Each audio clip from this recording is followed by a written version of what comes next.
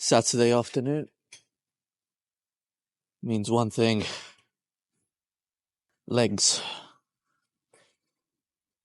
Wearing a jacket, looking like an idiot, because it's just so freaking cold in this gym. Literally my fingertips, like I can't feel them properly. I'm not being overly dramatic, it really is cold. To be fair, I've been sitting for a bit just answering messages. I think that's what got me colder as well. There's a lot of people that like to do a bit of cardio before their session to kind of warm up. And I always thought it's unnecessary unless you're trying to get more steps in. But now I'm starting to get it, you know?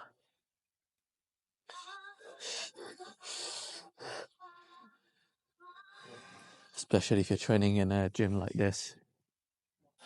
Bit of a different way to start my session. Using this unilateral leg curl. I use it sometimes. It's kind of in between a lying leg curl and a seated leg curl. If you think about it, the angle of the hips, your hips are in flexion, similar to a seated one, but there's definitely a little bit more glutes involved in the movement. You could say it's kind of in between a seated and a lying leg curl. And again, you've got the opportunity to work on one leg at a time. You could also do that on any other leg curl machine. You don't have to use this machine to work unilaterally on your hamstrings. But more than anything, I find it less taxing because, of course, doing it one leg at a time, you're using overall less weight. And especially on a day like today, where I feel absolutely shattered, it's particularly useful.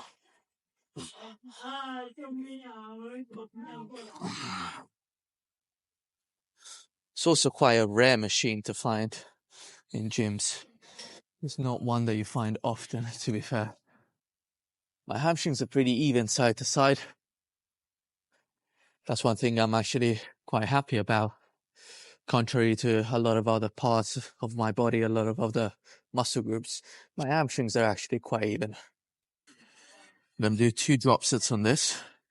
About 3 plates of 10 aside. Just going to take them off one by one.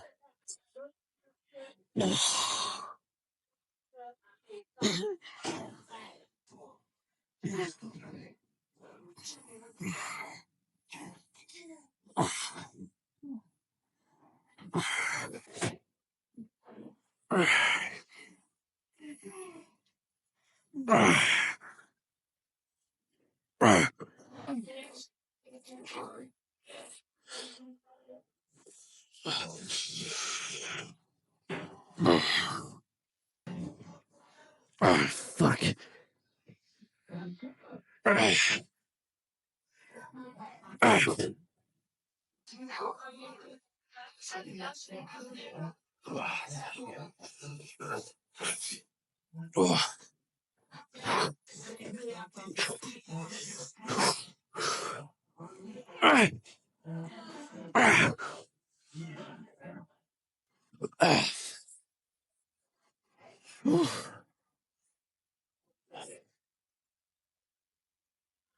So good.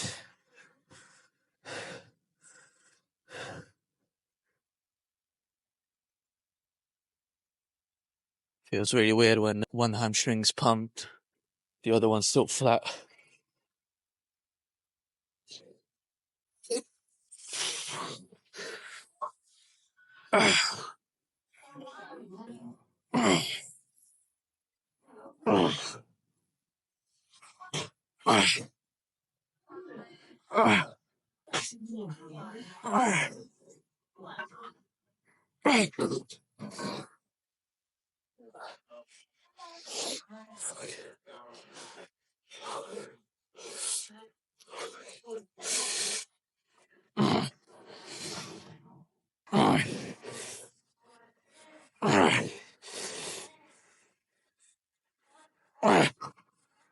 Fucking hell.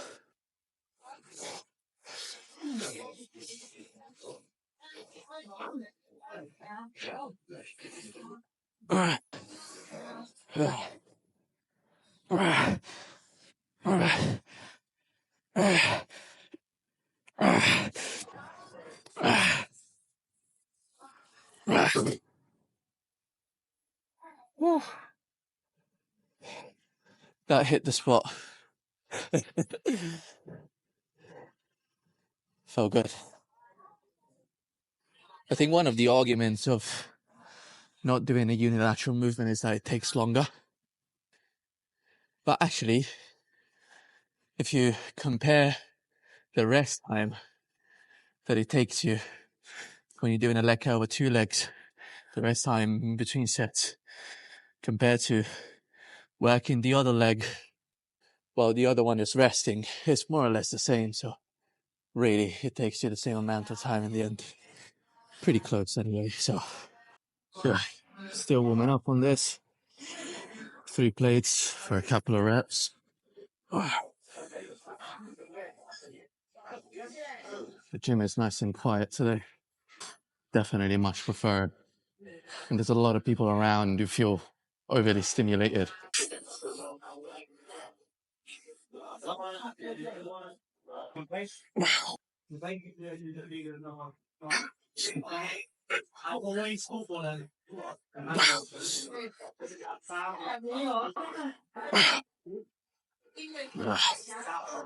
Definitely doesn't feel as good as last week. I think I might be close to needing a deload week. Sometimes you get a bad night's sleep and you think you're close to saturation when in reality you just need a little bit more sleep. It's just as simple as that. Sometimes things are really simple. It could be as simple as slow down the movement so you can feel it better, or you need more sleep so you can push harder. Ultimately, listening to your body and getting a nice balance between science and intuition. Same as what we said for nutrition a few days back. The best thing to do. First workings, 4 plates. We got 6 reps last week. See what we got today.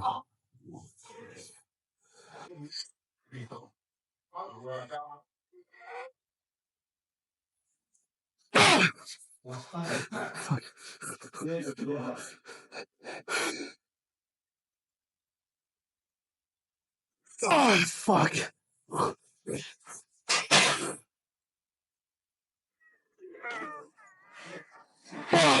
Fuck. Spottami.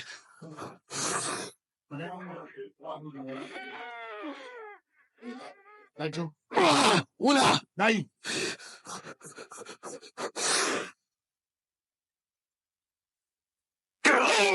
Sei giù, vai, vai! Fuck. Che animale. Fuck yeah. Cesare to the rescue. What a wild animal. Nah. I got 6 last week. I got 4.5 now. I can smell blood. This is my back off. Yeah. I should be able to get at least 10. If I get less than 10, I'm going home.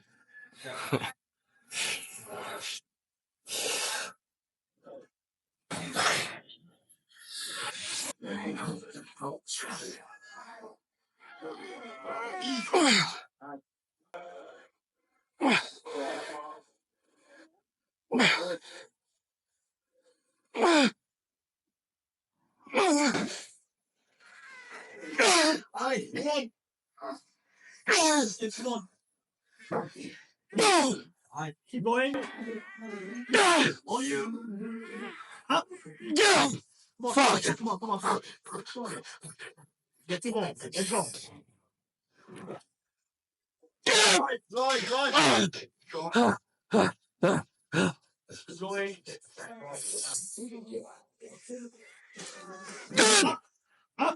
Up. Fuck. Fucking hell. The last rep. It was perfect, yeah, thank you. Oh, damn.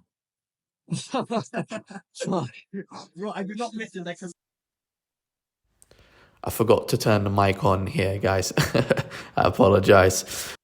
But essentially, I went for the same weight as last week, just slightly slower reps. Not so much during the eccentric, which is usually always controlled, but mostly on the way up. So the way that I initiated the concentric was definitely a bit slower than usual. And this allowed me to have a little bit more time under tension. So for slightly less reps than last week, the actual time under tension was more or less the same. But I definitely felt like I got more out of it, and I consolidated the way that I did last week.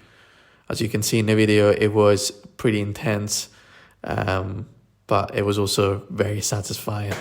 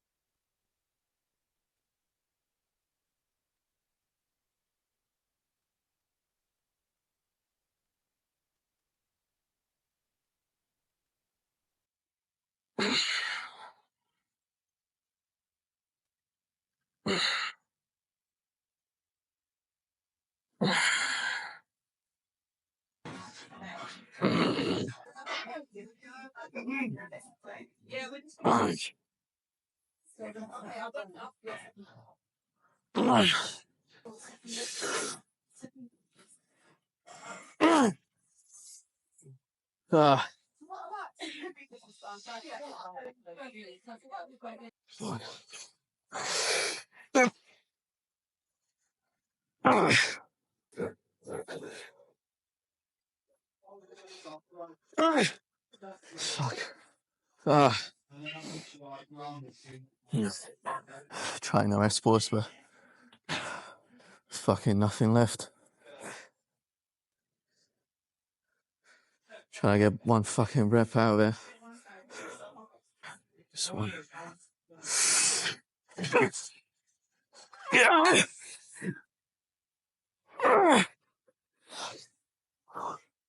Fuck. I'm gonna have to drop set the next one.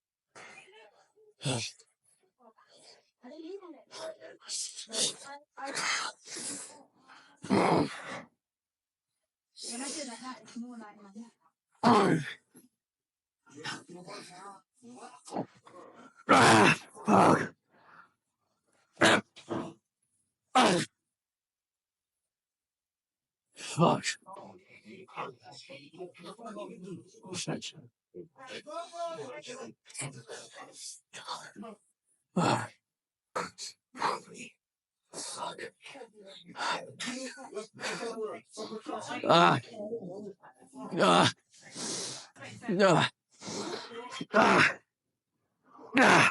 Fuck. Fuck.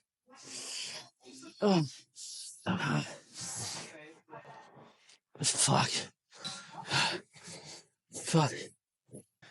Nothing beats this feeling, man. Nothing beats it. The feeling you get after a set when you know you've given your all, when you know that you've done your best. I hope that I'm in focus. Sometimes the focus of the camera is a bit funny. I apologize about that, by the way, guys. I'm still trying to head around how to do it by myself without someone clicking on the screen. Just changing the settings and stuff. Anyway, finishing off with calves. We didn't record this last time, so it's only fair that we do it today. two things when it comes to calves. One is that I found, not just with myself, but the majority of the people that I worked with actually lock out the knee. I like to use exercises where the hips are in flexion, simply because I don't have to load directly on top of my spine, which is something that I do with a hack, and it already tires me out enough. So I like to use exercises like this, or for example, working your calves at the leg press, anything where your hips are essentially in flexion. And because we're using also less weight, considering that we're doing a lot of reps, I'm not saying things in the right order. My mind is a bit fucked, but you want to work your calves in a higher rep range. There's different schools of thoughts in that sense, but unless you've been doing athletic sports where there's a lot of explosive power, like a 100-meter sprinter or some sort of jumper, something like that, but then at that point, you probably have well-developed calves anyway, so you probably don't even need to train them directly. But if you're the average guy going to the gym, it's very likely that you only use your calves for walking or maybe sprinting at times to catch the bus and stuff like that. And so aiming for a higher rep range, higher volume, higher frequency is the best way to really attack them. And trust me, if you do it consistently for weeks, they will grow. They will grow. Even if you have really short calves, so you don't have advantageous genetics when it comes to calves, if you train them directly, frequently, with higher volume, they will grow. And so there's primarily two exercises that I would do. One is, again, a calf raise like this, where the hips are in flexion, so you're not loading directly on the spine. And with that, I would definitely lock out the knees, and considering that you're not using a lot of weights because you're doing high reps, so that you can get a really nice stretch at the bottom. You can really stretch under load and cause a lot of hypertrophy. The second exercise I would do is a seated calf press, which targets the gastrocnemius a little bit, but also the soleus, which is the muscle underneath the calf. You might think, I'm not interested in that. It does help with the look. It helps quite a lot. And it also kind of pushes the calf out more. So I would definitely spend some time developing that as well. It really does help with the overall shape of your lower leg. Kind of stretch that I want. Don't know if you guys can see it on camera. Oh, yes.